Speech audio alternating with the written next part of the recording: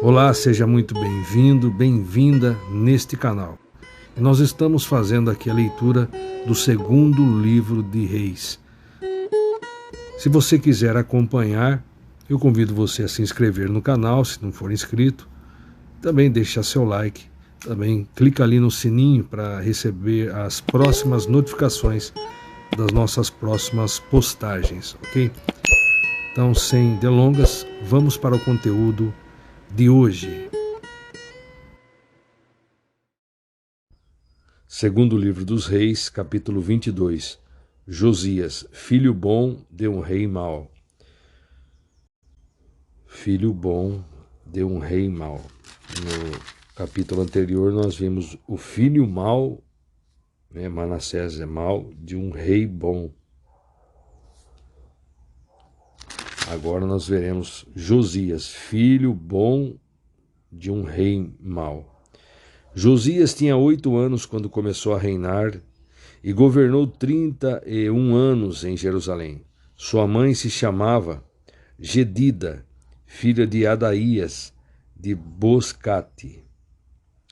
Ele praticou o que era correto e agradável aos olhos de Yahvé, o Senhor, e procurou agir em tudo de acordo com os princípios de Davi, seu antepassado, sem se desviar para a direita nem para a esquerda. Josias, o rei, repara o templo. Versículo 3.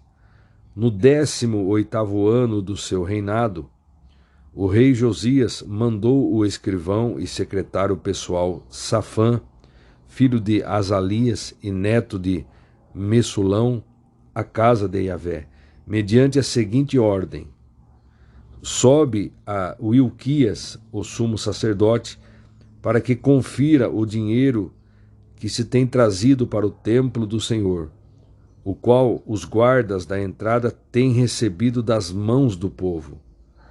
Versículo 5. Que todas as pessoas entreguem sua prata exclusivamente nas mãos dos homens nomeados para supervisionar a reforma do templo, a fim de que possam pagar todos os trabalhadores que efetuam a obra de restauro no templo do Senhor. Veja aqui, a última reforma do templo tinha sido feita no ano 813 a.C., no reinado de Joás. O último rei e homem de Deus, Ezequias, morrera 65 anos antes da reforma implementada por Josias, o que ajuda a explicar o estado de negligência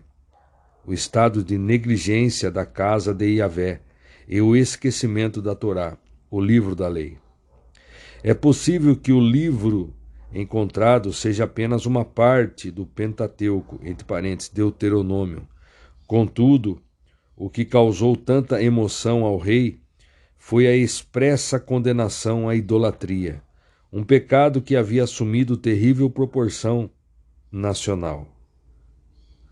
Esse episódio serve bem para demonstrar o real efeito da palavra de Deus num coração arrependido.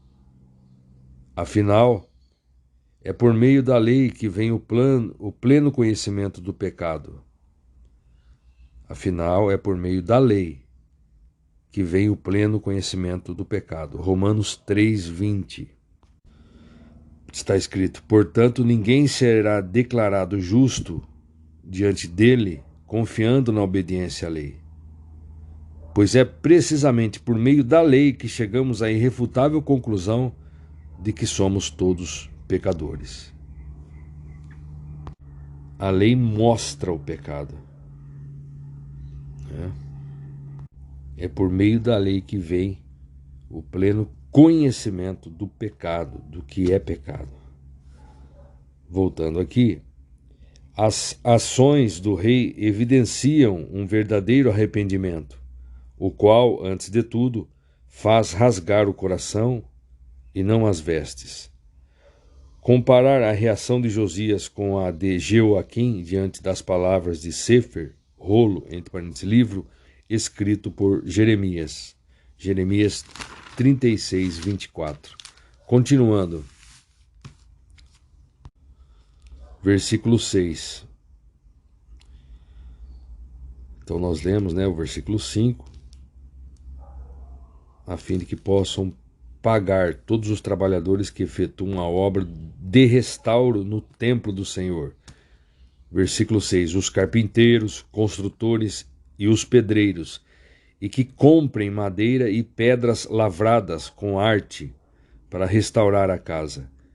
Entretanto, eles não precisavam prestar contas de toda a prata que lhes foi entregue em confiança, pois todos agiam com absoluta honestidade. O Hilquias acha o livro da Torá. Versículo 8. Então o sumo sacerdote, o Hilquias, compartilhou com o escrivão Safã. Encontrei o livro da Torá, da lei, na casa de Yahvé, o Eterno. E o Hilquias entregou o livro a Safã e ele o leu. Versículo 9. Mais tarde, o escrivão Safã apresentou-se ao rei e lhe relatou: Teus servos contaram toda a prata que foi achada no templo e a confiaram aos mestres, supervisores da obra e aos trabalhadores do templo do Senhor. Versículo 10. Safã, o escrivão e secretário, relatou ainda ao rei: O sacerdote Hilquias me entregou um livro, e Safã o leu diante do rei. Josias manda consultar a profetisa. Versículo 11. Assim que ouviu a leitura do livro da Torá, da lei, o rei levantou-se e, indignado, rasgou as suas vestes. Versículo 12. Então, imediatamente, deu a seguinte ordem ao sacerdote Hilquias, a Aicão, filho de Safã, a Aquibor, filho de Micaías, ao escrivão e seu secretário Safã, e ao oficial real Asaías. Versículo 13. Ide, consultai o Senhor por mim, pelo povo e por todo o Judá, acerca das palavras deste livro que foi achado, porque grande é o furor de Yahvé, que se acendeu contra nós, porquanto nossos antepassados não obedeceram às palavras deste livro, para cumprirem tudo quanto está escrito a nosso respeito. A declaração da profetisa Hulda. A declaração da profetisa Hulda. Em seguida, o sacerdote Hilquias, Aicão, Aquibor, Safã e Asaías partiram e foram consultar a profetisa Hulda, esposa de Salom, filho de Tiquivá e neto de Arás, responsável pelo guarda-roupa e as vestes sagradas do templo.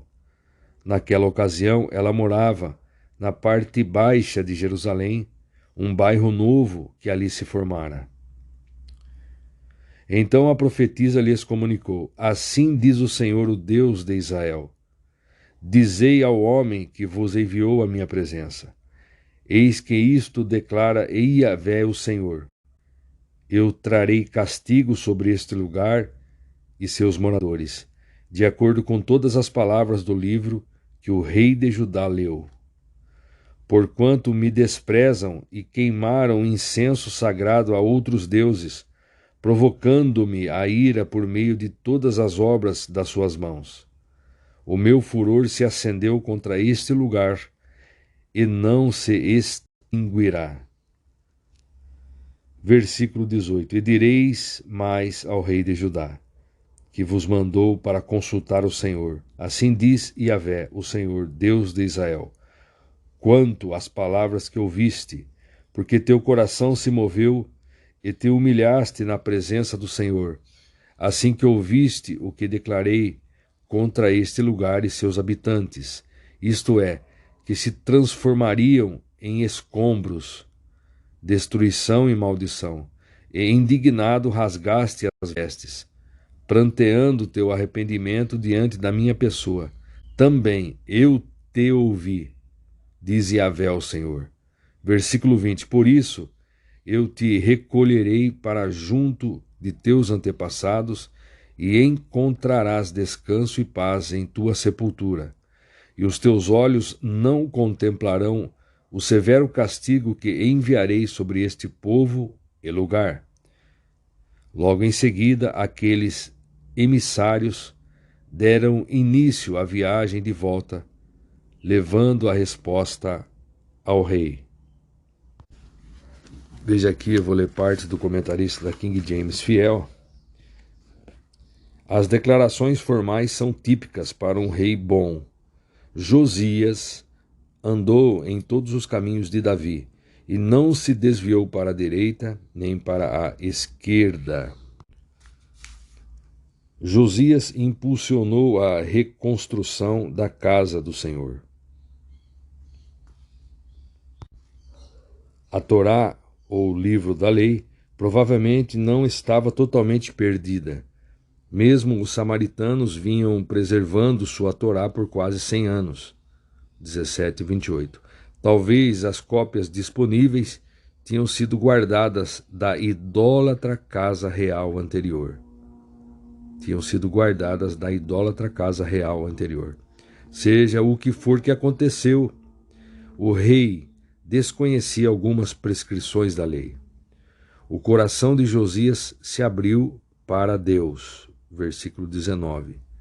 Assim como ele tinha buscado a Deus quando tinha 16 anos de idade, segundo Crônicas 34:3, e tinha impulsionado a reconstrução do templo, agora ele estava igualmente disposto a dar atenção a essa mensagem de pecado, culpa e julgamento. Ele reconheceu que o pecado tinha provocado a ira do Senhor.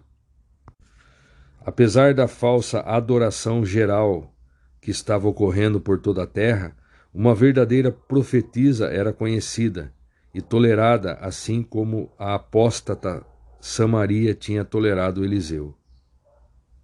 A mensagem da profetisa Hulda era que os pecados da nação devem ser julgados. Em virtude do pesar de Josias pelos pecados da nação, foi-lhe assegurado que a destruição não viria senão depois de sua morte. Todas as obras não viria senão depois da sua morte. Muito bem, então nós concluímos aqui a leitura do segundo livro de Reis, capítulo 22. Querendo Deus, subsequentemente estaremos iniciando a leitura do capítulo 23, onde veremos o rei Josias renova a aliança.